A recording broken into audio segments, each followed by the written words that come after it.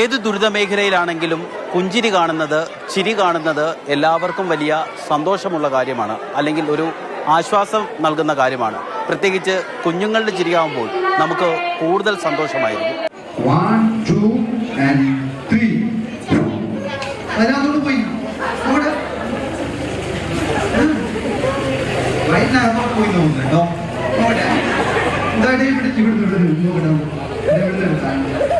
ഇങ്ങനെ കാണിച്ചിട്ട്